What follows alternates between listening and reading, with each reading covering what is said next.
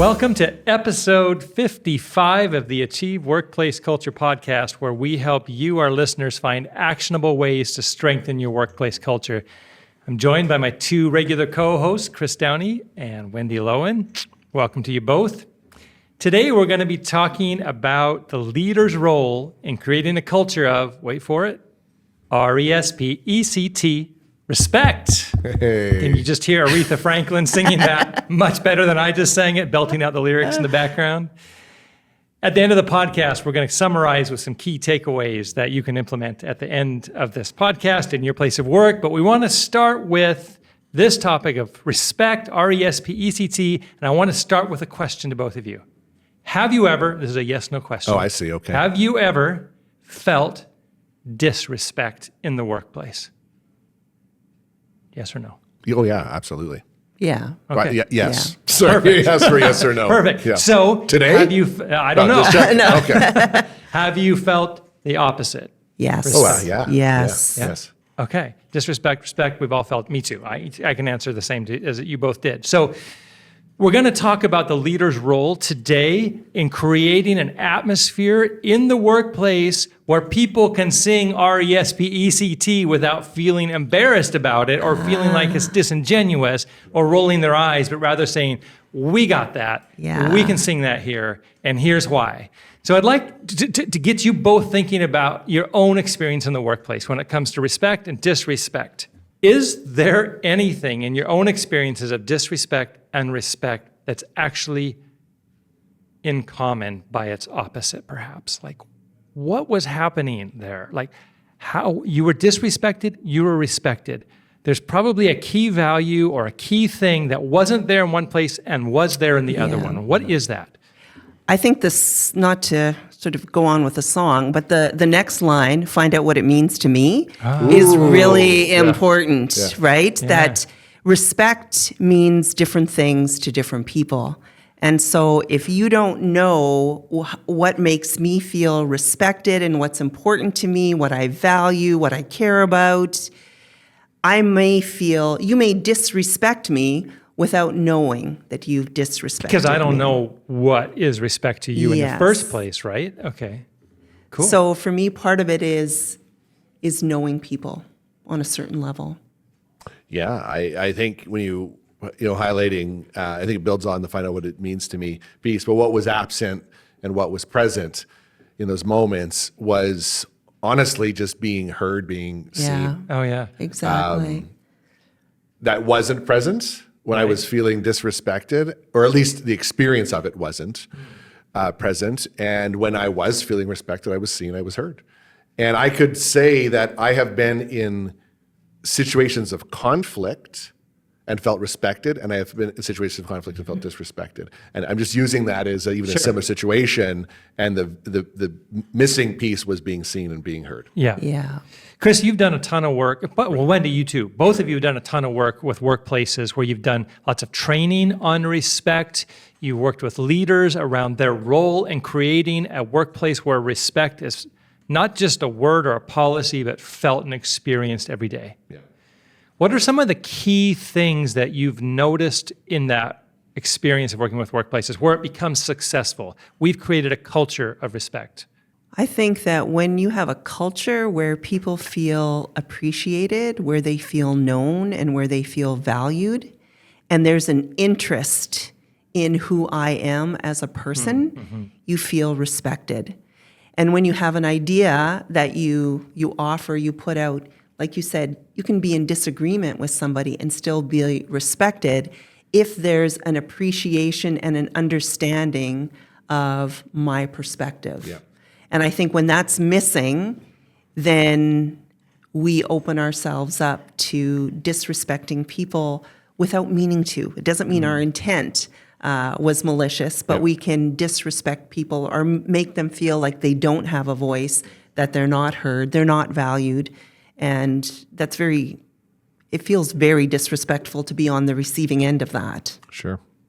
Yeah, I agree. I think part of the challenge with respect in the workplace has been a couple of things. One, Respect is something that means so many different things to different people, but yet it's just this assume, well, let's treat each other with respect. Well, what does that mean? So there's a lack of clarity around it. And often we try to write a policy, which you need a respectful workplace policy, and as if that policy is going to define how you're supposed to behave. So if you go out and talk to people that have been in the workforce for the last 20 years, there's times when people are like, I don't know. Can I say something? Should I say something? I don't know. You almost create tension. Right. By trying to create a script. I think to your point, Wendy, it's not a matter of whether or not you will be offended at one point. You're going to be. It's going to happen. And despite all your best intentions, you're going to leave someone feeling disrespected. Yeah. We need to start from that. It's going to happen. It's going to happen, and I hate that. Right, for sure. So let's not, a respectful environment isn't one where that doesn't happen, because then that's just people not being genuine. Yeah. Yeah. It's how you interact once that occurs that's where respect lives and dies, right? And so, Wendy, I think you actually authored this in one of our programs. It's called the Continuum of Workplace Interactions. And I think this really articulates it well. If you think about it as kind of arrows going in either direction, put tolerance right in the center. Mm-hmm.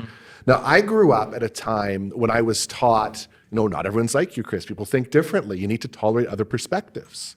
I was taught that was respect. Mm-hmm. But that's not respect, that's tolerance. Mm-hmm. And while that is the challenge with that, and there's room for tolerance, there's place for tolerance, but tolerance is a neutral state. Mm-hmm. Respect, I think is what you were talking about, Wendy, is an active state. Interesting. And the only way you can get from tolerance to respect is through interaction, through learning, through understanding. Because that would head to the kind of the one side. So I don't understand someone, or I don't agree. Right. I'm going to interact with them, learn about it, we can move to respect. Because if I tolerate and actually avoid someone, and I don't talk to them, then I'm talking to others about them. Now I'm sliding down towards disrespect, because disrespect is active, as is respect.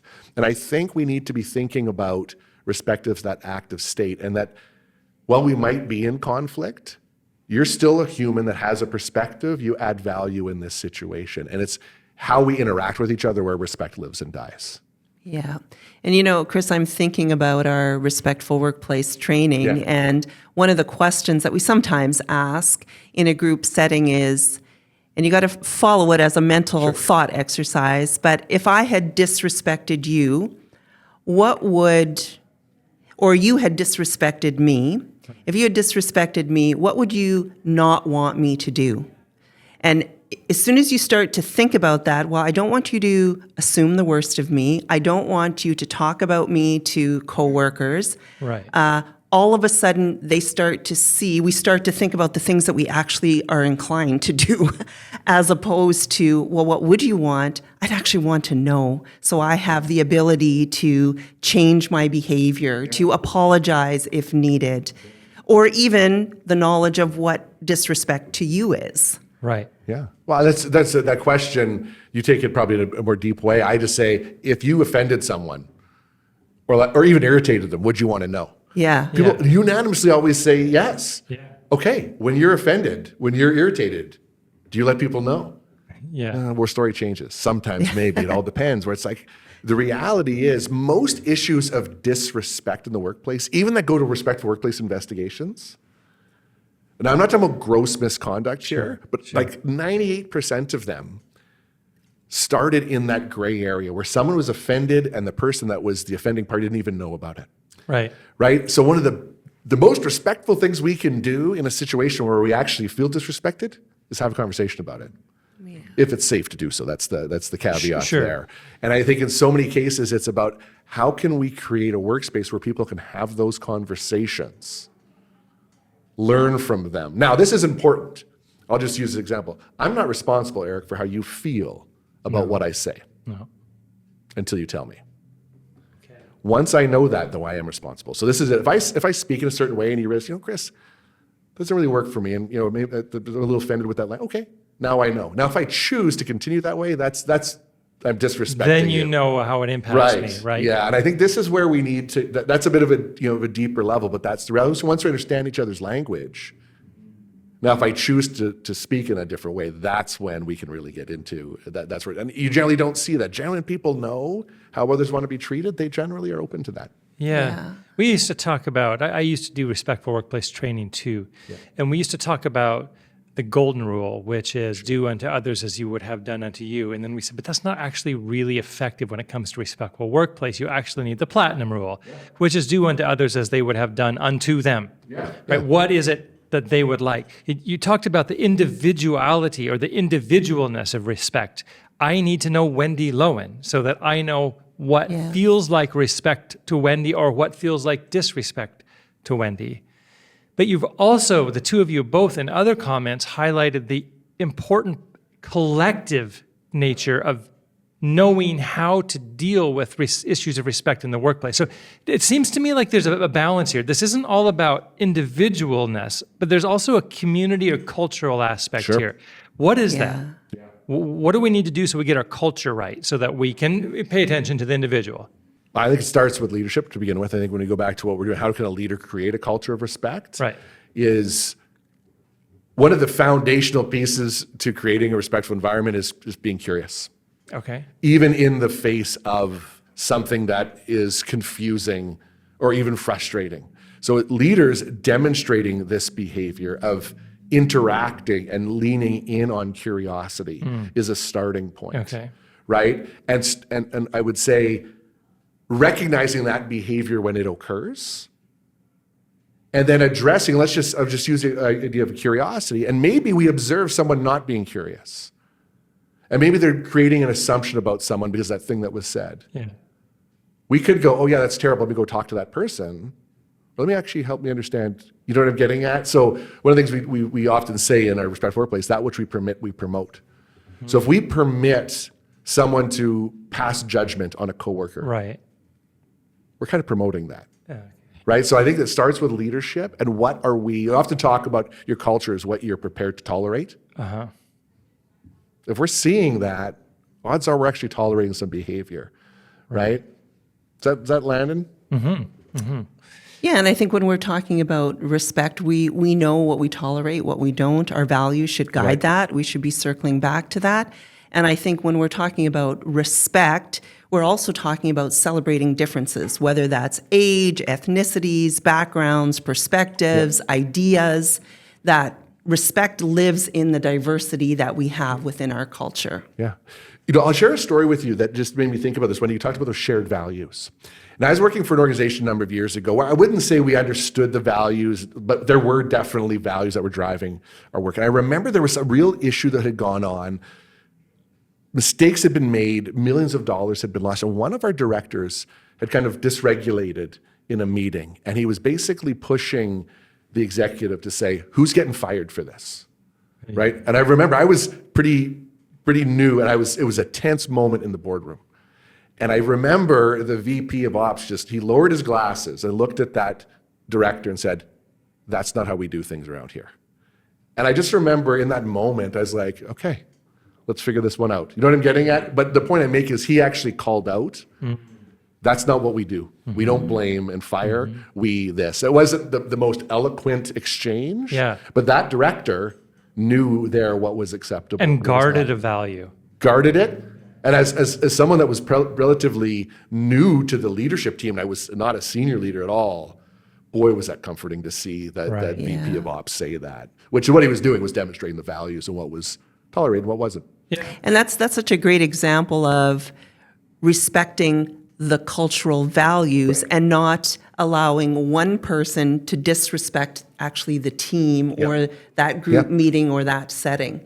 And as a leader, you've got to play that dual role of you respect the individual, but you also have to safeguard and respect the larger team. Yeah, it is that balance, right? So it is that very individual. It's our interactions with each other and what are we collectively doing? So I really think a lot of that, the leader is the curator of that, right? Creating those conditions and setting the standard. So the people that listen to this podcast, many of them are leaders. They lead small teams, they lead large teams, and they are thinking about respect in the workplace probably pretty often, even if they're not necessarily framing it that way, but they're thinking about how people are interacting. We want them to have listened to this podcast and walk away with 1 or 2 or 3 actionable questions or insights they can take with them. on the issue of respect and creating a respectful workplace. I'm wondering if one of you could give us just a quick summary of 1, 2, or 3 things that you heard in this podcast today that you think bears focus on for any of our listeners as they walk back into the workplace. The first thing I want to highlight is almost every situation of disrespect in the workplace occurs out of the awareness of the offending party. Right. So we need to have conversations, but conversations that are rooted in curiosity and not judgment. I think that's something we haven't really talked about here. People that listen to the podcast will know we talk about shifting judgment to curiosity. In these tense moments, we definitely need to default to curiosity and make sure we approach that behavior with curiosity so we can understand it. Even if the behavior isn't acceptable, we want to make sure we understand the behavior so we can then say, okay, I hear that. Here is what it looks like here. Or in some cases, it might be, oh, I hear that. That's actually not disrespectful at all. That's fine. So address the behavior, but address it with either the offending party or the potentially offended, not anyone else. Let's start with those two. That would be my first piece. Wendy, do you want to tag one in here? Yeah, and I would say lean into the differences. Yeah. Get to know the people you're working with, celebrate the differences, and provide the opportunity for people to share who they are with their teammates. Yeah. One more thing to add to that, though, I want to highlight. Like I said, most issues of disrespect fall under that gray area. But to that point about that which we permit, we promote, we need to take action when we see potentially disrespectful behavior to make sure we understand it so it doesn't get carried away. Because if we don't address it, it can get carried away and all of a sudden norms and practices. So not doing anything isn't an option. That's right, because it promotes the behavior that you didn't do anything about. So if you're a leader listening to this episode on respect, remember to take action when you see something that might be questionable, but start your action with a question that's curious. Don't make the assumption that somebody might have done something on purpose. Start with, they probably didn't do it on purpose. Let's figure out what that is. And remember that respect is both individual and it's cultural. With that, we're going to end this episode of the podcast, and we'll see you next time.